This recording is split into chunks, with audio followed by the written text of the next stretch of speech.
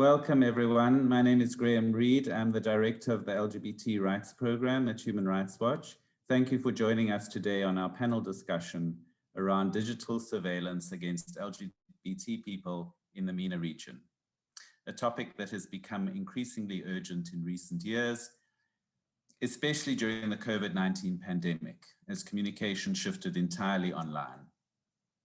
During this conversation, we will grapple with the reality that while online mediums have extended a lifeline for LGBT people to express themselves and expose anti-LGBT violence and discrimination, they have also become tools for state-sponsored repression. We're joined today by Rasha Younis from Human Rights Watch, Khwala Bozazi from Mujahideen, Tarek Zaidan from Helm, and Shahid Al-Hindi from Facebook. I'll now turn to our first panelist, Rasha Younis. Rasha, as a researcher with the LGBT Rights Program at Human Rights Watch, who investigates abuses against LGBT people in the Middle East and North Africa region, with a current focus on state-sponsored digital surveillance and entrapment of LGBT people around the region, in addition to killings of LGBT people in Iraq, I'd just like to address the first question to you. The title of this panel, I Don't Feel Safe Anywhere, the offline repercussions of digital surveillance against LGBT people in MENA, points to the tangible dangers of LGBT people facing when targeted online. Could you give us a regional analysis of the offline consequences resulting from government digital surveillance strategies that target LGBT people in MENA? Thank you, Graham. Thank you everyone for listening with us today. As you said, across the MENA region, LGBT people and organizations advocating for LGBT rights have heavily relied on digital platforms as tools for empowerment, networking, exchanging information, and movement building. In many contexts where governments prohibit LGBT organizing from happening on the ground, organizing happens entirely online. We saw that for many LGBT people in the region, merely walking in the street is an exercise in self-censorship because they have to hide who they are to navigate their daily lives, which is one of the reasons why online platforms allow people to express themselves more freely.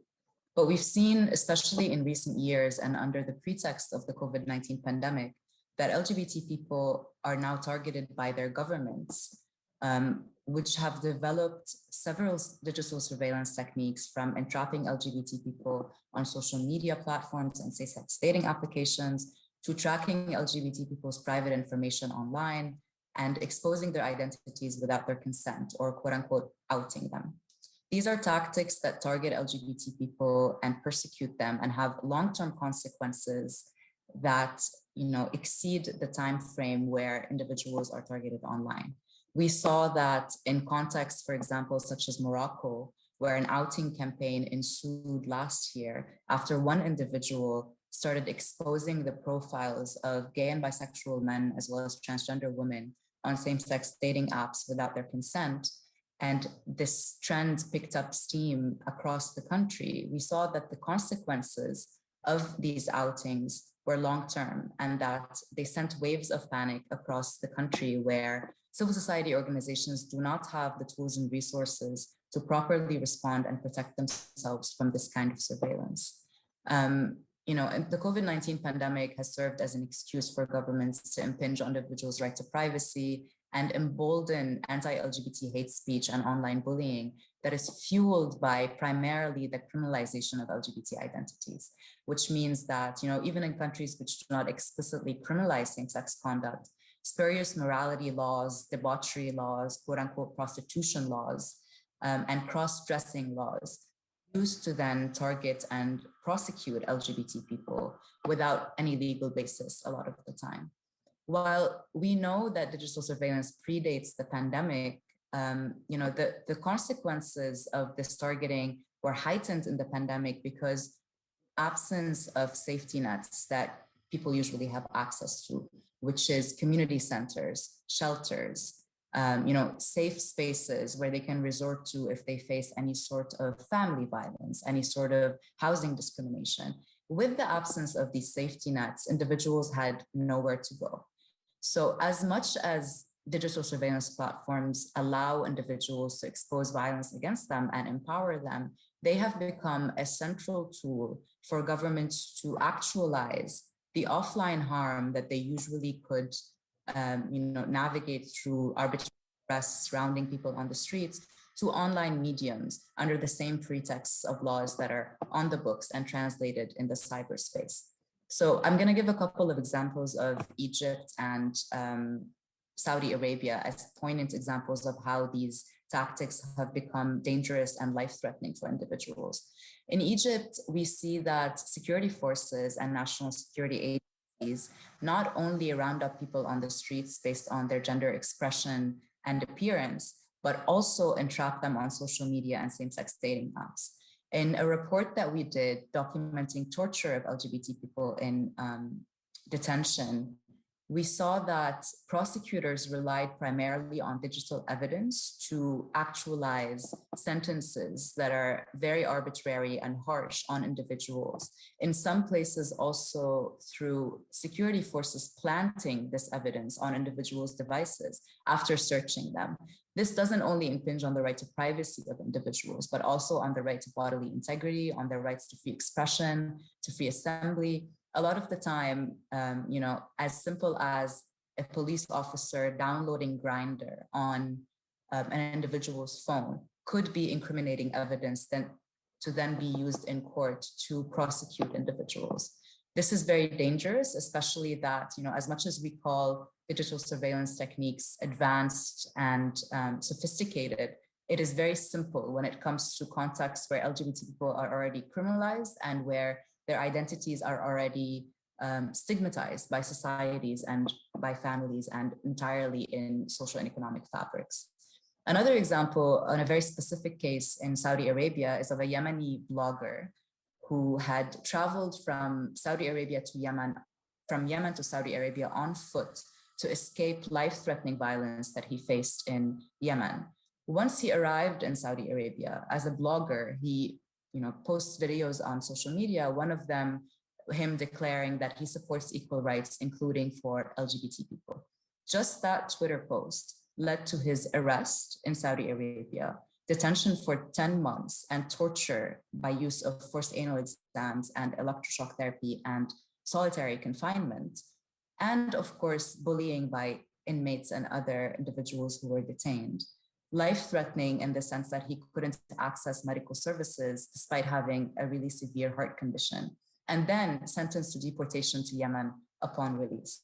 This deportation element was really how this individual would have, harm actualized against him based only on his expression online in a tweet.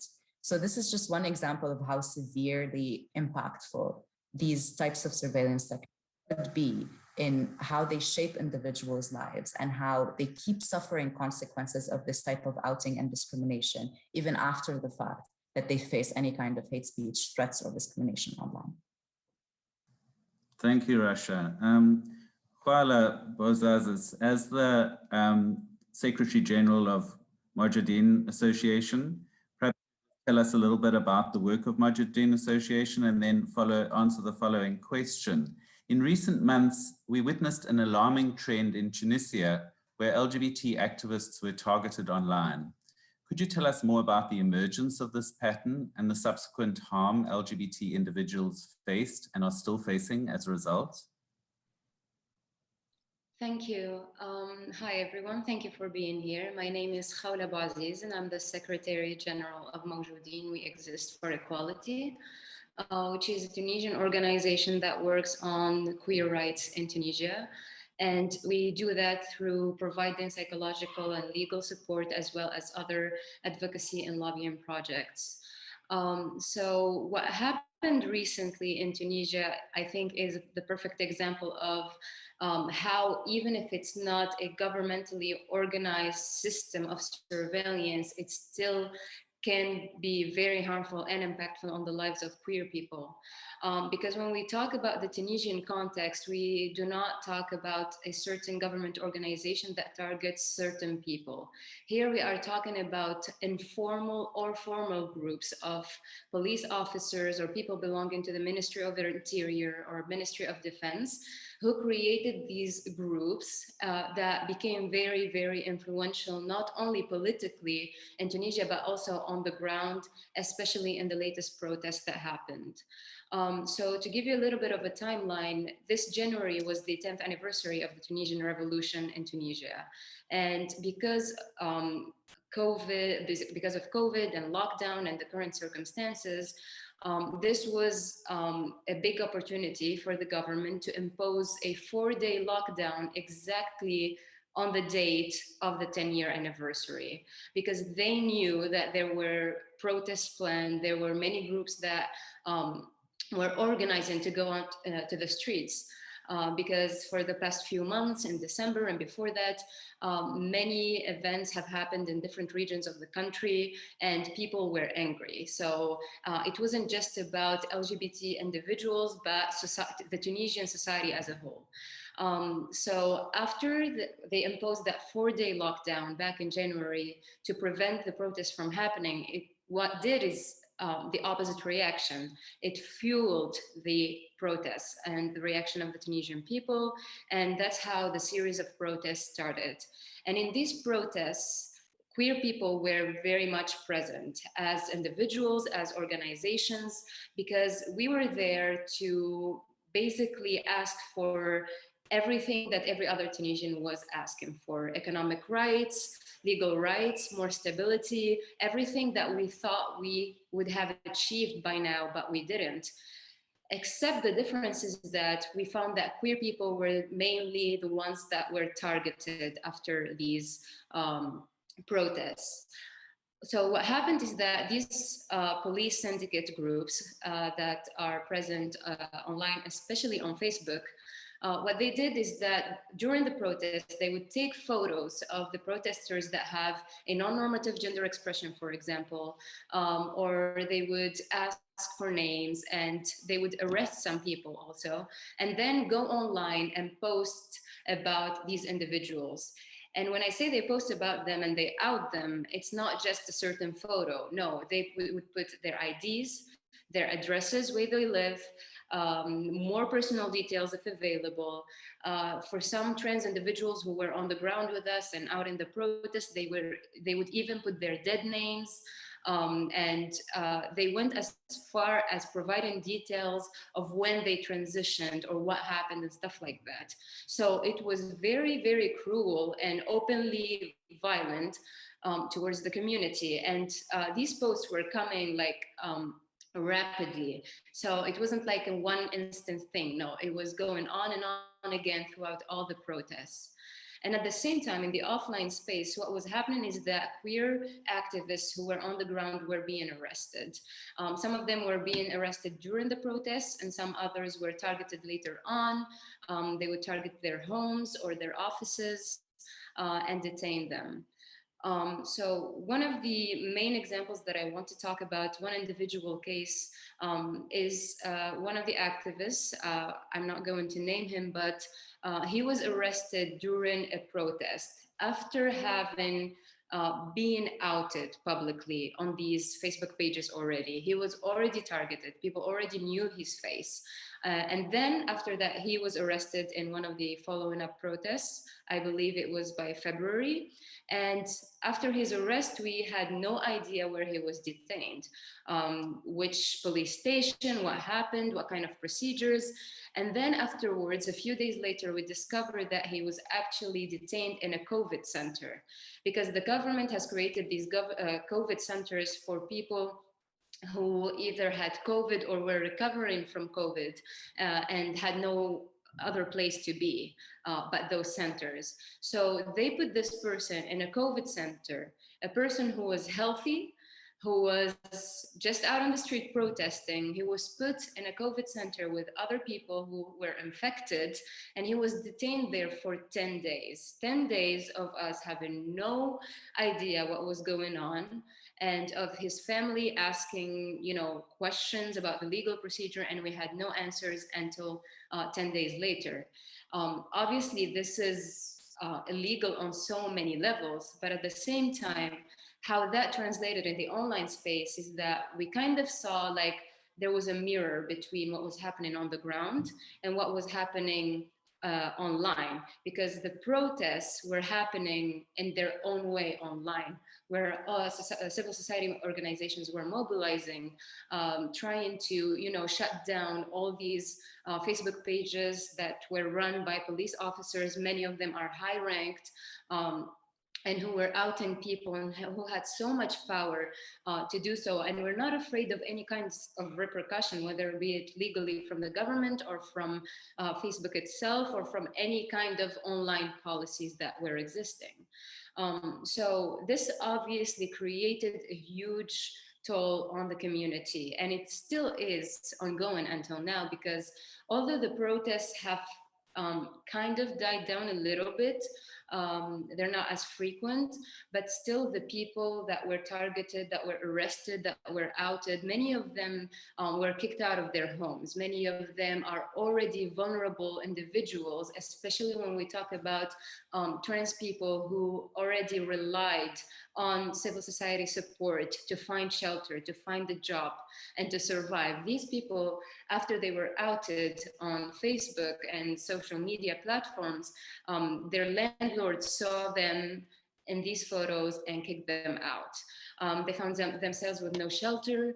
If they were arrested and put in unsanitary conditions and mistreated and abused, they found no health care system to actually support them afterwards. There was no consideration for their mental health. Many of them are still suffering to this day. And actually, one of these people has left the country is now seeking asylum abroad. One of the people that were targeted during the latest protests. So here we're talking about consequences that are life-threatening. People are losing homes and jobs and family support. Some are even being threatened by death. Many others, especially the ones that are younger, and which is another specific issue with minors, is that minors who were targeted, we saw a trend in them that they were all so mentally damaged that we witnessed a lot of suicide attempts after what happened. We found ourselves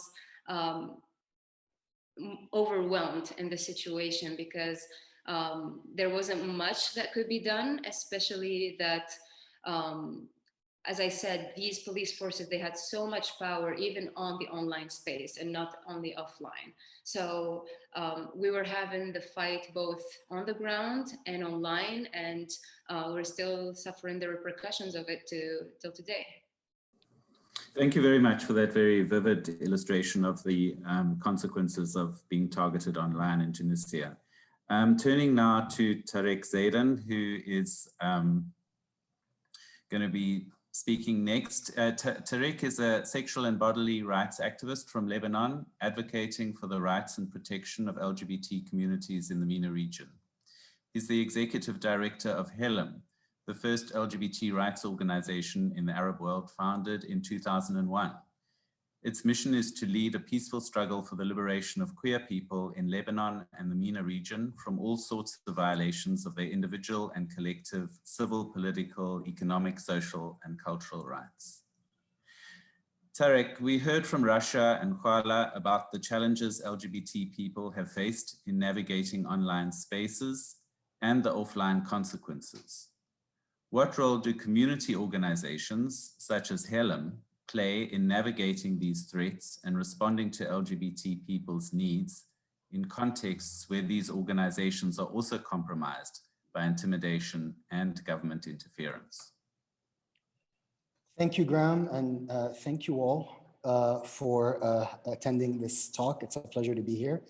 I think I could start by telling you that the role that organizations such as HELM play is incredibly important and can be characterized by 3 Ps, which is protection, power, and partnership. What I mean by protection is that in most cases, instances of online harm, whether it's outing, whether it's attacks, whether it's cases of exploitation or blackmail, are often do a lot of damage before we have time in order to stop them or even to detect them. So in many ways, our first priority is to make sure that we have mechanisms in order to mitigate the harm or the sort of inescapable harm in the short and medium term, at least, that's going to result from these cases of online harm. Here, by that, I mean making sure that individuals who are outed have a place to go, whether it's shelter, whether it's emergency assistance, whether it's mental health support, psychosocial support. Many people's lives are, interrupted and very heavily damaged by online harm. And often organizations such as Halam and many other NGOs across the region are the first and last line of defense that people go to, because they can't go to the state, they can't go to their own societies and their own families, and they can't go to the majority of other civil society organizations and NGOs, because many of them are woefully inequipped to deal with LGBTQ specific challenges and to provide LGBTQ specific services. So mitigating the harm is of incredible value, and it plays really a life-saving role in many cases. The second role that we play is that of power, particularly building community power. We're not, have never been victims, and this community has access to enormous amounts of power if properly mobilized. One shining example happened. A Facebook group belonging to the Association of Muslim Scholars based in Tripoli, Lebanon, posted a very homophobic post calling for the removal and the ban of all LGBTQ people from Lebanese soil. And that sparked a really interesting case of online resistance, in which that Facebook page was bombarded by thousands of posts from people from all over the country and all over the region. We're talking rainbow flags, drag queens, unicorns, in order to flood that homophobic post, and we succeeded at tearing it down. And for them to remove it, because it became utterly ridiculous for them to keep that hateful post up in the midst of so much response from the community. Now, this is a very sort of rare, shining example, but it's by no means isolated. This is the kind of sort of resistance and support we can provide one another when cases of online harm happen, in order to mitigate them, in order to draw and demarcate lines of what is going to be acceptable and not acceptable anymore by our communities. However, I think one of the most important roles we can play is partnership, both with communities and with institutions and with online spaces, in order to facilitate communication, facilitate policy, and facilitate discussion around what can be done in order to mitigate the effects of online harm. Often when folks detect instances of outing or hate speech, they don't necessarily only call the online institutions or online spaces alone. They also contact organizations like Halam to see what can we do, or what. And I think organizations like ours, who have been around for a very long time and have a lot of contextual, localized knowledge across the spectrum, can be very useful in creating policies and creating procedures and products in order to be able to provide more safe, more accessible spaces for LGBTQ people. As you mentioned in your introduction, Graham, many more people are online right now. And online spaces were not just safer spaces for us, they were actually one of the reasons why our movements grew so rapidly and were able to mobilize and grow in the past couple of decades. The advent of the internet and later of social media platforms really was a tool for us to be able to do a lot of positive change. And it is not only a shame, but it's our responsibility to make sure that these spaces are not denied us anymore. Already we are purposefully denied access to so many physical real-time spaces in the countries that we live in. I'll be damned if that's going to happen as well to online spaces. So organizations like Halam, like Mawjoodeen, like so many others across the region are ready. We're galvanized in order to fight, in order to make sure that all of the gain and all of the presence and all of the work that we've done online is not reversed. On the contrary, it is built upon and it contributes to a lot of longer term sustainable change and improvement for our lives and for our communities in the future. Thanks, Tarek. That's certainly a source of optimism to know that you and others are working in this space and providing that support for people who are victims of online harm. Shahid Al-Hindi, turning to you now, I would appreciate it if you would say something about your current role at Facebook and then answer the following question. There's some ambiguity around digital platforms such as Facebook in what they can do to protect LGBT people in the region from online attacks. What mechanisms does Facebook have in place to detect and combat digital surveillance, especially against marginalized groups such as gender and sexual minorities? Thanks, Graham. As we mentioned earlier, my name is Shahid Al-Hindi, and I cover public policy for the Middle East and North Africa region, focusing on human rights. The majority of the problems I work on is really thinking about freedom of expression and the protection of marginalized communities. So my day-to-day involves like figuring out how do we have human rights internalization across Facebook, and how do we provide meaningful risk mitigation strategies, as well as engaging with civil society on a regular basis. With regards to your question, I think it's helpful when we think about Facebook, we refer back to the mission. So our mission is to build community and bring the world closer together. So we know that having representation and a community matters. And we've seen how just from the examples, for example, my colleagues just Tarek gave a brilliant example as well. LGBTQI plus communities use the platform to share photos and content that can change people's hearts and minds, or find groups to find a supportive network. And social media is incredibly important. But we also know that social media is a reflection of what we see offline. And sometimes, although we recognize that social media plays a really important part, we know that offline, the community faces incredible homophobic abuse. And this is again mirrored online, but this is declined year on year as our hate moderation tools have become more advanced and more effective. So for example, if you look at our transparency report for this year on hate speech, you'll find that the prevalence of hate speech content is at 0.05% for, over 2 billion users. That means in practice,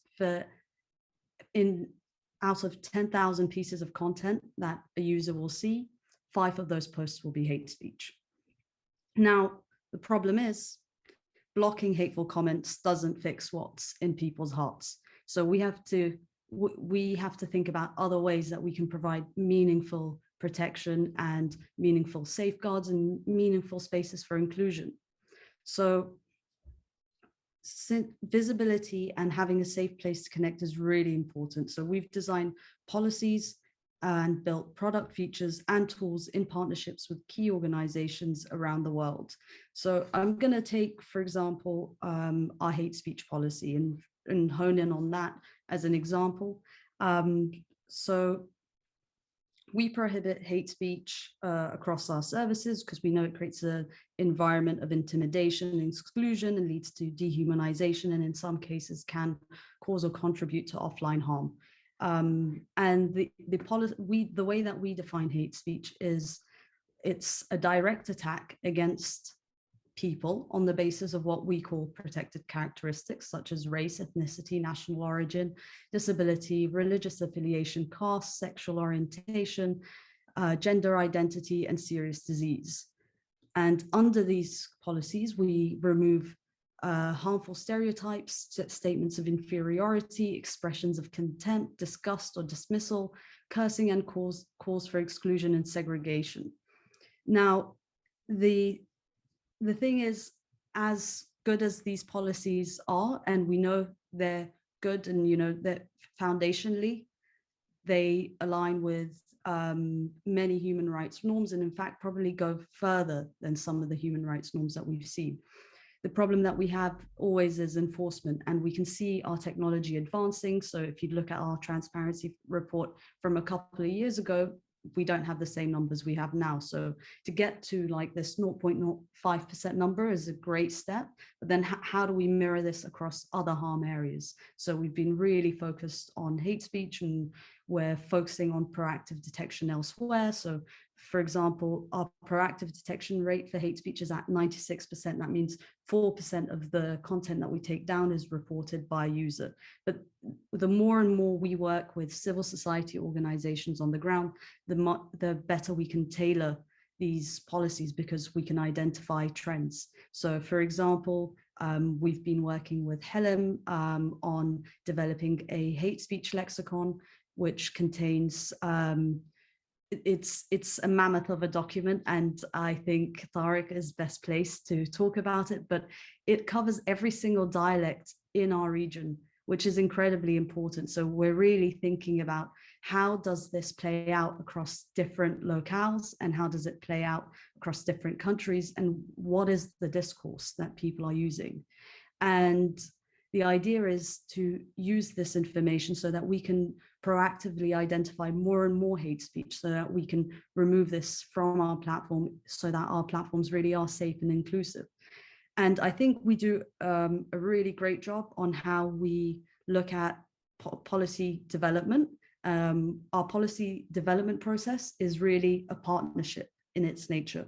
And this year, we're really tailoring the way that we do programmatic engagements. So again, they're built for inclusivity. We're looking to diversify who we work with, how we work with them, and make sure that their voices are heard and are central and integral. So rather than just figuring out the risk mitigation part, we're designing for inclusion as well.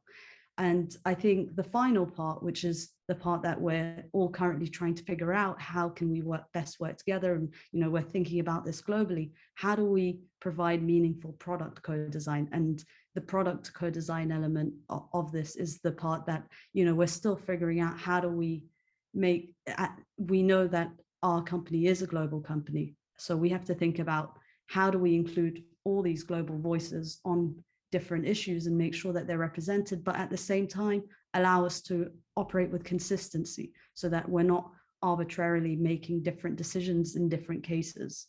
And I think I'm at time, but do let me know. Thanks very much for that insight and the steps being taken to combat digital surveillance. Rasha, turning back to you, what do governments need to do in order to protect LGBT people from online violence and harassment? And in the meantime, how do we engage digital platforms in the efforts to mitigate risks of digital surveillance against LGBT people in MENA? Thank you, Graham. This is a question that we will keep answering. I think we will keep discussing this together in partnership with civil society organizations and as lived realities are shaped on the ground. What is important really is to depart from looking at the region on a country by country analysis and really think of what are the broad patterns that we're seeing regionally? How do governments borrow from each other to target and persecute LGBT people? And by demonstrating that these trends are not isolated incidents in specific countries, we want to show that government targeting of LGBT people is strategic, it is intentional, and it is primarily to justify the persecution of individuals in their daily lives. One of the things that governments need to do is just follow their own laws. They have protections according to the right to privacy and non-discrimination. Most constitutions do, but in a lot of instances do not extend to LGBT plus people. It is very important also for governments to just pay attention to their international obligations. By upholding their international obligations, a lot of this harm is already mitigated because governments would now stand as protectors for individuals who will face online harm, whether we like it or not, whether it be by private individuals or by state actors. But governments really have a role to protect, especially in climates where criminalization is present. Criminalization does not only extend to criminalization of same-sex conduct. We need to look at how decriminalization of LGBT identities is intersectional. It is really about rights to bodily integrity. It's about the rights to free assembly, to free expression, the rights to privacy, the same rights that are afforded to every other individual in society.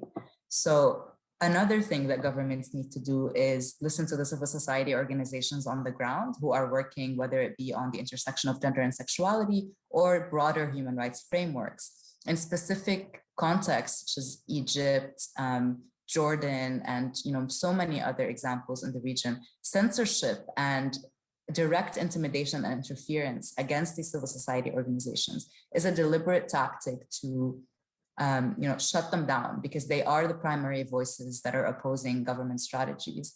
But at the same time, it goes to show how threatened governments are by these mobilizations and by the power, as Tariq was speaking about, of coalescing and really creating coalitions that exceed our understanding of what LGBT plus community means. Another thing, while we wait for governments in the region to take these steps, digital platforms such as Facebook and also others have a responsibility to do the work of mitigating these risks and really act as allies for individuals and groups that are so under-resourced and so underfunded in ways that are not necessarily only reactionary, but really actively implementing policies, which Shahid also spoke about right now, that are already on the books to be catered to contextual specificities around the lived realities of LGBT people in MENA. We cannot take the region as a monolith, but we can also not look at hate speech in a more general term and really understand the offline consequences and how to protect those preemptively as opposed to only reactionarily when people's lives have already been ruined. Digital platforms also should develop content moderation, as some are doing, and protection strategies catered to the MENA region, especially because there is a consciousness now among digital platforms that as much as they are a significant tool for empowerment, they are also a tool for state-sponsored repression. This is just simply another thing really is, as activists are already mobilizing on the ground and they have developed their own strategies, it's important to talk to each other. It's important to create centralized advocacy tools for these activists to share experiences, just as governments are borrowing from each other to strategize and prohibit spaces where LGBT people can express themselves. Civil society organizations are doing the same, and we need to offer them resources and support in their work that they're already doing. Great, thanks, Rashid. Turning back to you, Khala. While Tunisia has abusive laws on the books that criminalize same-sex conduct, it has also made legislative strides around upholding individual freedoms and the right to privacy in cyberspaces. What do you make of these contradictions as they relate to the lived realities of LGBT Tunisians? What needs to change? Thank you for the question. I think the best way to say this is that Tunisia is a paradox. And why are we in this situation right now? So a little bit of a legal background, just so we can understand why are we even in this situation, is that, first of all, ever since the revolution 10 years ago, Tunisia is still in a state of emergency, which means that the police forces and Ministry of Interior, they have much more power than they should. And we see this on the ground in experiences of people who are, for example, arrested, and then they use their phones, their apps, their photos, any kind of digital material as criminalized and evidence against them in court. And they do this without any warrants, without any permits, and they can do it because of the state of emergency.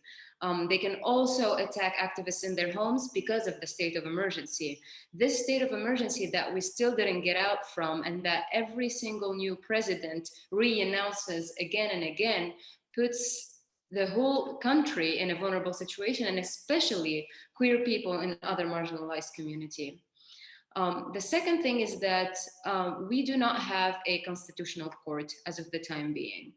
What that means is that there is no way for us to edit, change, or abolish parts of the Constitution, because that's the role of the constitutional law.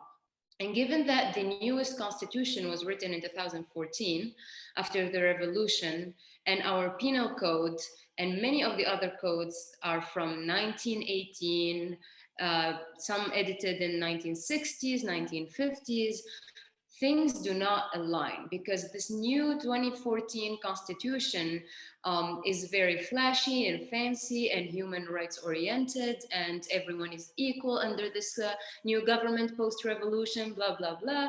But then we go back to the codes that are actually being used in courts that are criminalizing the existence of queer people and many other people, because they don't just use, for example, the Article 230 of the Penal Code. They use many other laws, you know, against, for example, public morality and stuff like that. All these laws, we cannot change them yet. We cannot change them because the mechanism that is supposed to be there to change them does not exist. And it does not exist on purpose, because if it were to exist, there is no more excuse for governments and parliament representatives and presidents and all of them that have come one after the other to make about the situation that we're in right now. So the fact that we don't have that constitutional court is one key element to the current struggle that we're going through right now. How that translates on the ground is that, for example, we can see that the telecommunication codes in Tunisia are very updated. Many of them were updated in 2017, 2018. They guarantee freedom of speech in the cyberspace. Even the most recent law for violence against women that was last edited in 2018. It includes cyber violence as a form of violence. It creates a specific unit in every police station that works on cyber violence against women. So on paper, it's like we're Denmark here. But on the ground, what we find is that these units, they're not formed, they're not trained to work with victims of abuse when they come their way. These units, these people that are supposedly working on these newly created units following these new laws, they are homophobic, they are misogynist, they are sexist, they are violent, they are the ones running the Facebook pages that we talked about earlier. So on the ground, it just contradicts itself. And although some codes on here will tell you that you have certain level of protection and freedom and stuff like that, while other laws are existing and criminalize your existence, the queer community is basically stuck in the middle, where we do not feel safe to go and, to the police and just, complain or seek legal actions against abusers, whether be it on the cyberspace or offline. Because of the situation. And at the same time, we cannot find that protection online with the newly updated flashy laws, because still, yes, you have the freedom of expression. Yes, we're all equal under this new democratic Tunisia, but to the limits of what's socially acceptable. So here it's very complicated, and censorship, really, it depends sometimes even on the judge on your case.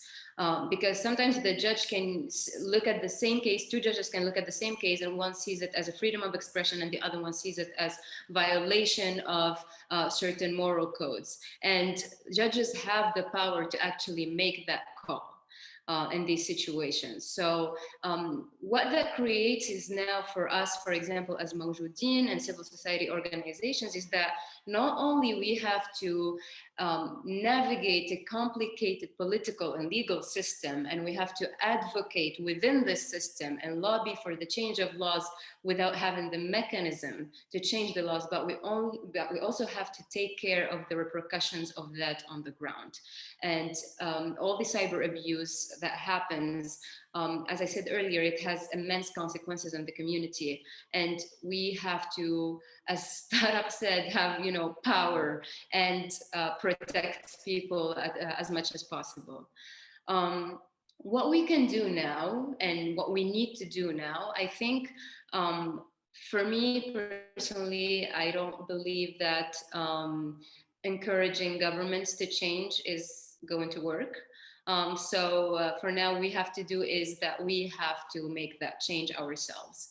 And the best ways, the most practical ways that we've been doing this, and we need to continue doing, is that, for example, educating and training the lawyers that we work with, because they themselves most of the time have no idea that so many contradictions exist. And as lawyers, they will have that legal background and that capacity to give you input that you never knew about before. So that exchange and that training that happens, it helps a lot, especially to mitigate the violence that happens and the urgent need to intervene while we still work on the long-term solutions. The other thing we've been discussing is to maximize the power of the cyberspace. One of the best examples that I will talk about earlier is the lexicon. Also, many other ways is that we need to own that space. We cannot let them kick us out of the offline space and the online space. And that is by making sure that the community members know how to be safe. They know the laws, they know the reality of the country, so they're not put in jeopardy, and they also feel empowered and backed up by organizations that are working on these issues and actively trying to create a change. So yeah, I think that's the best that we can be doing right now. And yeah, thank you. Thanks so much. And that's a great segue to the last question, which I'll address to Tarek. And that's, we know that to meaningfully confront the risks stemming from targeting LGBT people online, we need to understand how to detect them. So tell us more about the initiatives you have taken in partnership with digital platforms and groups in the region to help develop these tools. Gladly, Graham. I mean, it's already been mentioned, but I think the project that the Halim team with me and the Facebook team with Shahid came up with was precisely to figure out how does one detect hate speech online, particularly when you're talking about LGBTQ communities, in order to at least that being the first step in mitigating the harm and figuring out what to do from a policy and from a procedural angle.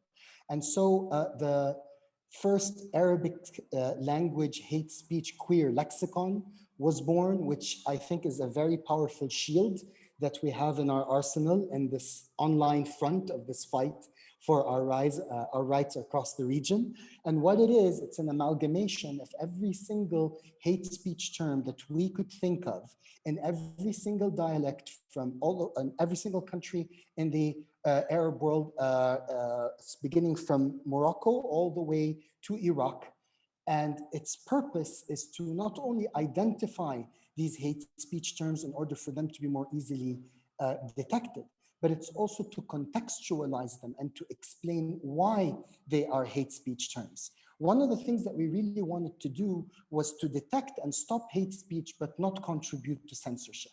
And one of the things that we understood early on is that language is a very living, breathing thing. It changes constantly, and members of the community constantly play with language and sort of reclaim certain terms. And also a lot of discussion and debate online involves these terms. So there was absolutely no other way to do this without first collecting all of them in one volume, and second explaining and contextualizing everyone so that online content moderators, when they encounter these terms, can make an educated decision as to whether this actually is contributing to hate speech, or this is something that is part and parcel of the natural growth and sort of public discourse and debate around LGBTQ and queer issues in the region. Now, when we first began this lexicon, we thought we're gonna, harvest around maybe 20 to 30 terms, and it's gonna be, a couple of months of work, and we're gonna call it a day. It's been 7 months, and we're at 150 plus terms, many of which we've never ever heard before. And the really importance of this is that so many of these terms have been created and have entered the lexicon and the sort of the language of many of our communities precisely from a very unique social, cultural, historical experience that is endemic to every single country, including pop culture. many ways of referring to people and or outing them, or referring to their sexuality in a pejorative or a discriminatory manner is derived from plays or TV shows or folk heroes that only people from that country, and I would also argue specific parts of each country, are familiar with. And so many online content moderators who speak Arabic fluently are often confronted with these terms that don't understand why they are hate speech, and don't understand why, more importantly, they indicate a form of outing. And therefore, many of these terms have a sort of gone undetected and were not removed in time, or were not removed at all. The thing we're most proud of about the lexicon is that it was an initiative that was done by queer people for queer people. This was not done by linguists. We were not interested into the sort of the history of each term and the etymology of each sort of word that we're using. These were queer people from every single one of these countries that have been themselves victims of this sort of hate speech and of being targeted online. They knew how this worked, they knew how to contextualize it, and they shared their knowledge with us over a period of 6 months in previously uncharted territory. We tried to look for where this information was. We found that it was nowhere to be found. We had to look for it and build it ourselves. And to be honest, moving forward, this is going to be the norm. We are going to have to harvest and identify and diagnose new frontiers of what constitutes the parameters of our own safety and our own empowerment, and make sure that we share that information with online platforms like Facebook, with other stakeholders and actors, with international human rights organizations such as Human Rights Watch. This kind of information cannot remain sequestered only in small niches. This needs to be mainstream. People need to know the damage and the extent of what these words and what these sort of terms mean, and how our lives are affected by them. And it is our job to share that information as widely and as effectively as possible. Thank you so much, Tariq, and thank you all for an engaging and eye-opening discussion. We'll also have an opportunity to continue this conversation and answer live questions from our audience members at the Copenhagen 2021 Human Rights Conference in August. Thank you.